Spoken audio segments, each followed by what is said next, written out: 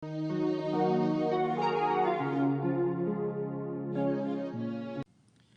saudara-saudara yang terkasih dalam Tuhan Yesus Kristus. Hari ini kita akan membaca Ibrani 4 ayat 14 sampai ke 16. Renungan kita pada hari ini berjudul Dia Mengerti Kita. Kita baca artikelnya terlebih dahulu. Apakah yang Anda lakukan ketika terjatuh dalam dosa yang memalukan? Bagaimanakah Anda bersikap ketika seorang memergoki kejatuhan Anda? Menyangkalnya dan membela diri mati-matian? Atau mengakuinya sambil mengumpulkan berbagai alasan, atau segera melupakannya dan memulai hidup yang baru, atau Anda tidak lagi berani berdoa, membaca firman, dan menghadiri persekutuan. Dalam konteks perjanjian lama, umat Tuhan datang ke bait suci setiap tahunnya untuk mempersembahkan korban penebusan dosa melalui imam. Namun sebagian imam justru hidup mewah dan tinggal di rumah yang megah. Mereka tidak benar-benar memahami pergumulan dan penderitaan umat Tuhan yang sesungguhnya. Kristus datang sebagai imam besar dalam keadaan yang sangat berbeda dengan para imam tersebut. Dia mengalami penderitaan yang maha dahsyat, bahkan dia mengorbankan dirinya sendiri untuk menebus dosa kita.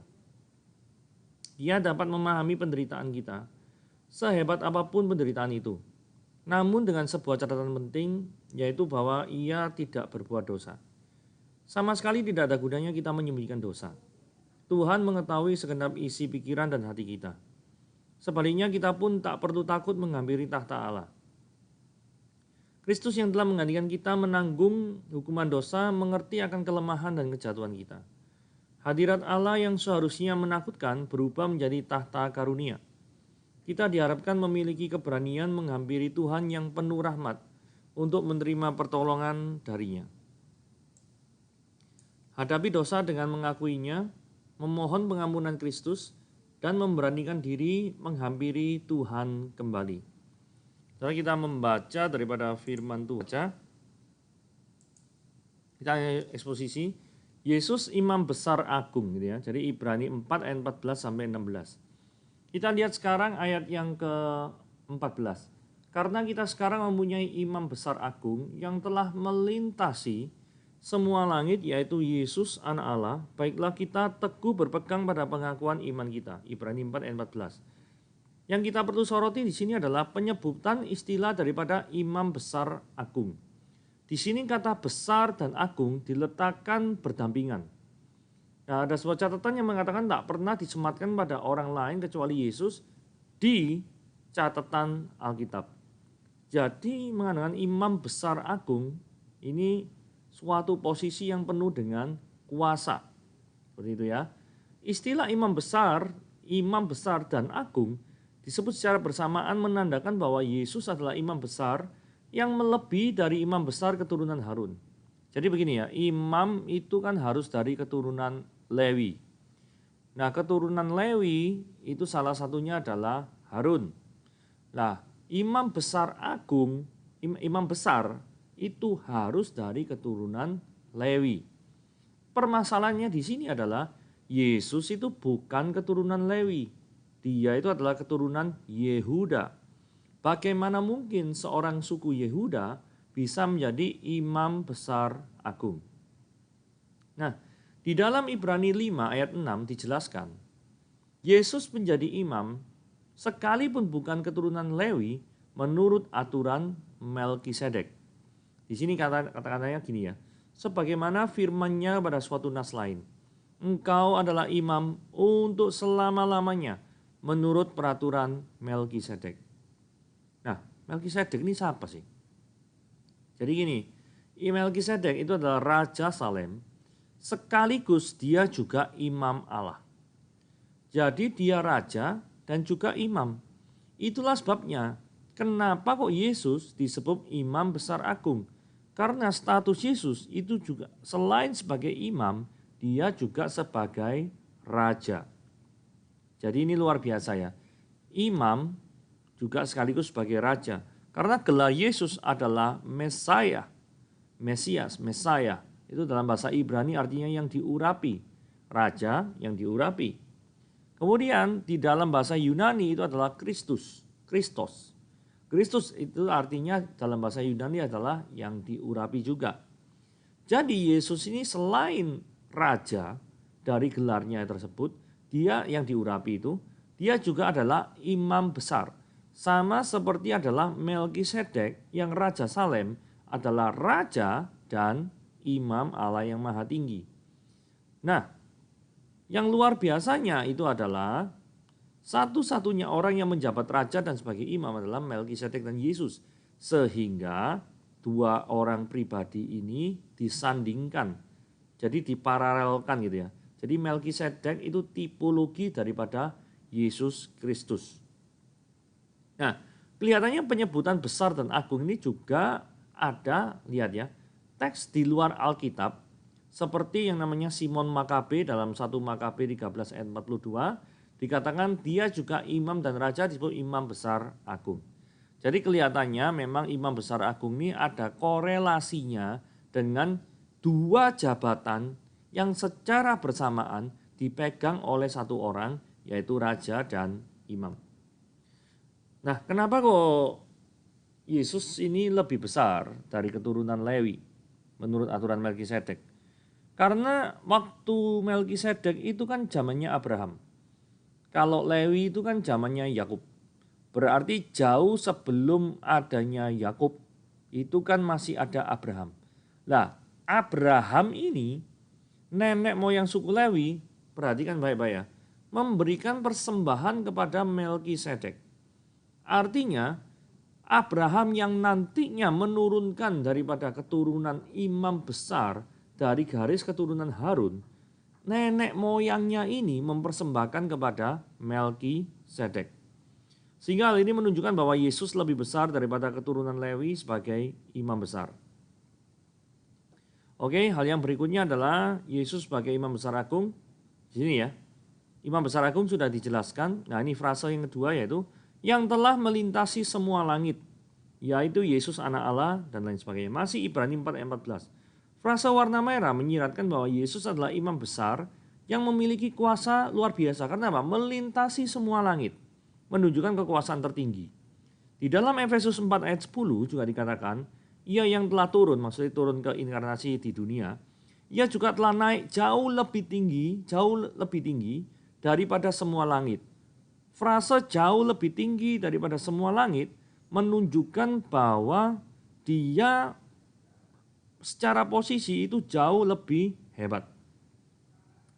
Di dalam Mazmur 140 ayat yang keempat dikatakan bahwa Tuhan telah bersumpah ia tidak akan menyesal, engkau adalah imam untuk selama-lamanya menurut Melkisedek. Menurut Melkisedek sudah pernah kita bahas di frase imam besar agung ini.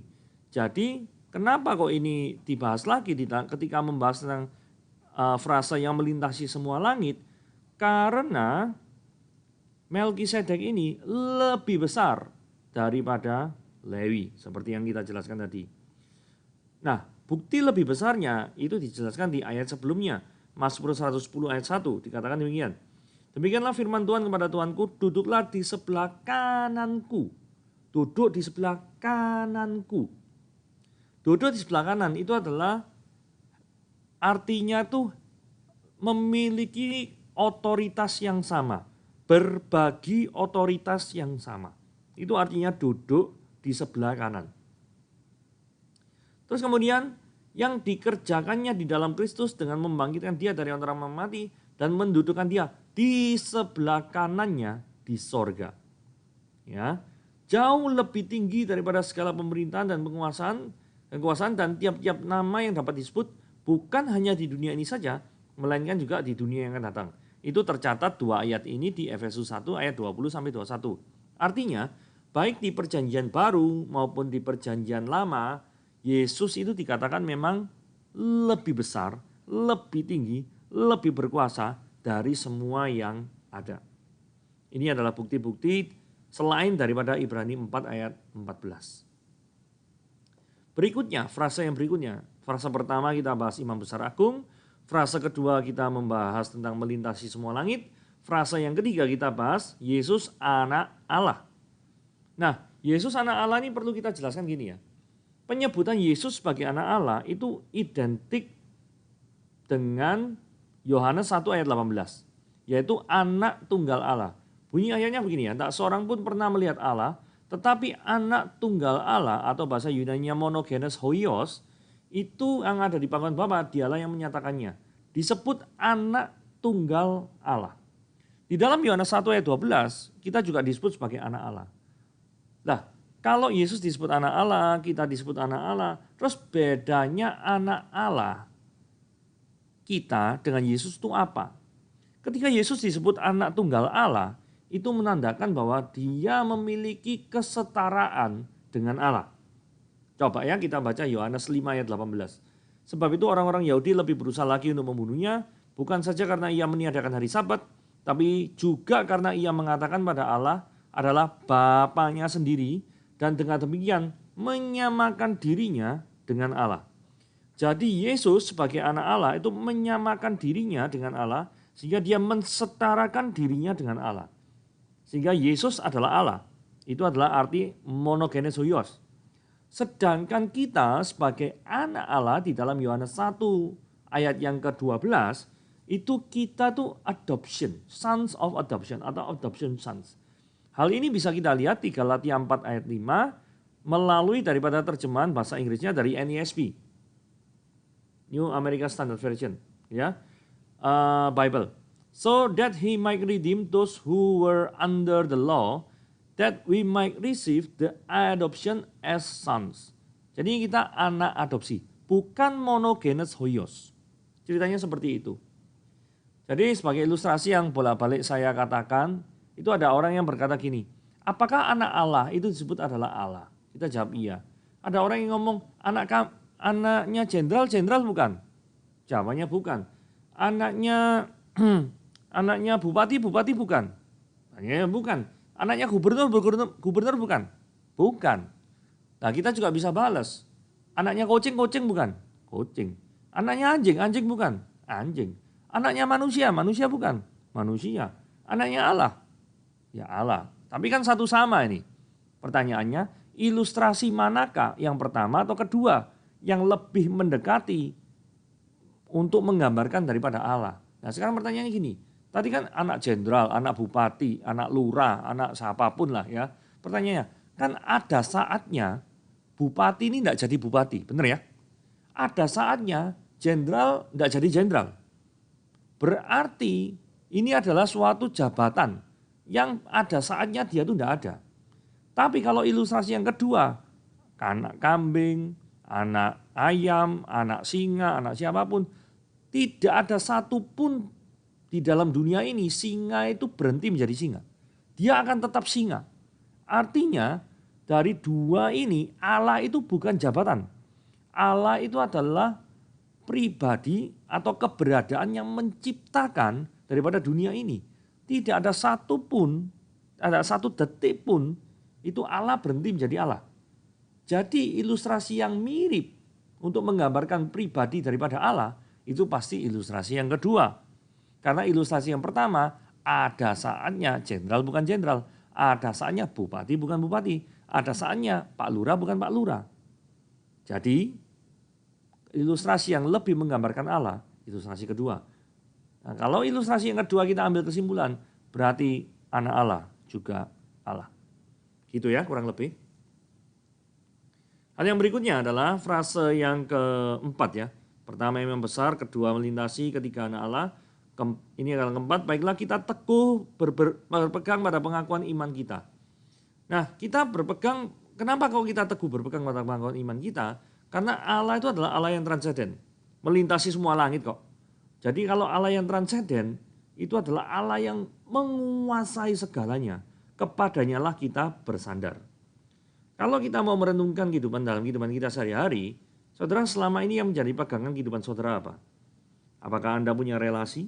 Itu yang jadi andalan saudara selama ini? Ataukah uang atau tabungan atau deposito atau saham atau apapun juga yang Anda miliki sekarang? Atau mungkin juga keluarga, karena Anda terlahir dari keluarga kaya. Atau rekan kerja, karena selama ini Anda mungkin tidak bisa hidup tanpa rekan kerja Anda. Atau bahkan tempat usaha Anda, karena itulah yang memelihara kehidupan Anda selama ini. Atau Anda punya spesial khusus, keahlian khusus, yaitu misalkan kalian seperti dokter, kalian misalkan seperti menjahit, yang seperti olahraga atau apapun. Atau justru selama ini yang menjadi sandaran saudara atau suami atau istri yang selama ini jadi panutan saudara. Tapi semuanya ini itu bukan pribadi yang melintasi semua langit. Hanya satu pribadi yang melintasi semua langit, yaitu Allah yang transenden itu. Gitu ya. Nah, kata iman sebenarnya ini tidak ada dalam naskah aslinya. Yang ada homologia, artinya sesuatu yang sebenarnya kita pegang bersama. Apa saja yang firman Tuhan ajarkan dan yang diakui oleh orang percaya, yaitulah yang kita pegang bersama. Itulah yang kita pegang teguh. Jadi tidak cuma iman saja, tetapi lebih ke arah pengakuan apa yang selama ini kita percayai dan apa yang selama ini kita pegang bersama. Oke, kita lanjut. Ibrani 4 ayat 15. Sebab imam besar yang kita punya bukanlah imam besar yang tidak dapat turut merasakan kelemahan-kelemahan kita. Sebaliknya sama dengan kita, ia telah dicobai hanya tidak berbuat dosa. Ayat ini bicara tentang sifat imanensi Allah. Jadi Allah itu ada transenden, nun jauh di sana, penuh dengan kuasa, tidak dapat dijangkau oleh manusia. Tetapi on the other hand, Allah itu adalah imanensi, Allah yang Immanuel, Allah yang beserta dengan kita. Apa buktinya dia beserta dengan kita? Ya ini, turut merasakan kelemahan-kelemahan kita. Merasakan penderitaan tidak hanya waktu-waktu masa inkarnasi Yesus di bumi, tetapi juga pada waktu sudah naik ke surga pun, dia masih dapat merasakan penderitaan-penderitaan kita. Kok tahu dari mana? Di Kisah Para Rasul 9 ayat 4 dikatakan, dia rebah ke tanah dan kedengarannya olehnya suatu suara yang berkata kepadanya, Saulus, Saulus, mengapa engkau menganiaya aku? Dan Yesusnya kan sudah naik, Kisah Para Rasul 9. Tapi kenapa di sini dikatakan, Saulus, Saulus, mengapa engkau menganiaya aku? Pada waktu jemaat-jemaat ini dianiaya oleh Saulus, bukankah Yesusnya sudah naik ke sorga?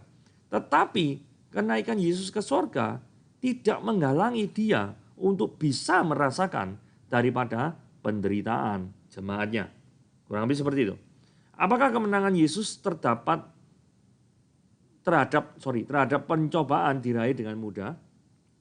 Saudara, ada satu ayat di Ibrani 5 ayat 7, satu pasal setelah yang kita baca ini, dikatakan gini ya, dalam hidupnya sebagai manusia dia telah mempersembahkan doa dan permohonan dengan ratap tangis. Artinya juga penuh perjuangan dan keluhan kepada dia, yang sanggup menyelamatkannya dari maut, dan karena kesalehannya ia telah didengarnya. Artinya Yesus Kristus menang dari pencobaan ketika turut merasakan kelemahan-kelemahan kita. Itu bukan dalam pengertian, oh iya pastilah, tidak mungkin tersentuh, tidak bisa ngerasakan. Bisa. Di dalam scene Taman Getsemani, Yesus pun ngomong gini, kiranya cawan ini lalu daripadaku. Tapi bukanlah kehendakku yang jadi, tapi kehendakmu. Jadi deep inside in Jesus' heart, itu kalau bisa ya gak disalib gitu loh. Tapi bagaimana? Mau tidak mau harus disalib. Begitu ya. Nah ilustrasi untuk menggambarkannya ada ilustrasi petinju ya. Maksudnya petinju ini gini, pada waktu dia menang, dia itu kan juga dalam kemenangan misalkan 12 ronde, juga merasakan daripada pukulan-pukulan daripada lawannya. Bukan berarti ketika lawannya mukul, itu yang petinju yang menang ini mati rasa, tidak bisa ngerasakno gitu ya. Tetap bisa ngerasakan. Tapi toh kemenangan yang diraih oleh petinju ini tidak dalam pengertian tidak merasakan kesakitan. Pasti juga merasakan. Jadi ada kemenangan yang diraih, ada kesakitan yang dirasakan. Itulah Tuhan kita. Turut merasakan kelemahan-kelemahan kita. Oke? Nah, ayat yang terakhir di Ibrani 4 ayat 16. Sebab itu marilah kita dengan penuh keberanian menghampiri tahta kasih karunia. Implikasi dari ayat ini adalah ketika kita mau menghadap pada Tuhan, tidak perlu perantara besar lagi. Ingat ya, pada waktu Yesus disalib, tabir bait suci terbelah dua dari atas sampai ke bawah. Menunjukkan bahwa tidak ada pembedaan lagi antara yang 1 tahun sekali imam besar masuk ke ruang Maha Kudus. Tidak perlu. Kenapa? Karena Yesus sudah apa? Sudah menjadi imam besar. Sudah menjadi perantara bagi kita. Sehingga ketika kita perantara bagi kita, status kita yang hamba dosa diubah menjadi anak Allah. Ingat sons of adoption yang tadi kita bahas.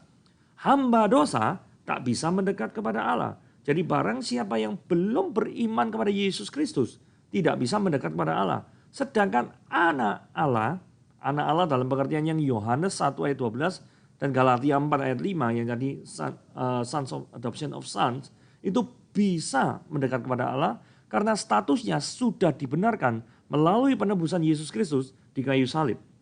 Sekarang kita bahas tentang ketika menghampiri tahtanya, kita menerima rahmat dan menemukan kasih karunia. Rahmat kata Yunani adalah eleos, berkaitan dengan forgiveness, pengampunan daripada dosa-dosa kita.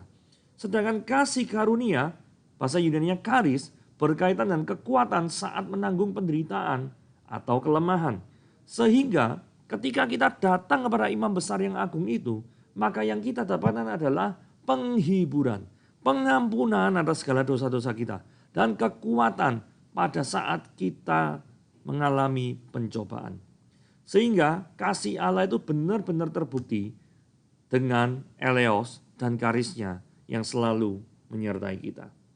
Oke, renungan pada hari ini singkat saja ayatnya Ibrani 4 ayat 14-16. Kiranya Tuhan memberkati dan kiranya bagi saudara yang mendengarkan bisa memahami bahwa Tuhan yang kita percaya adalah Tuhan yang menjadi imam besar yang agung bagi kita, dan Dia adalah yang sudah jadi perantara bagi kita, tidak perlu takut lagi untuk menghadap ke tahta kasih karunia. Gitu ya, Tuhan Yesus memberkati.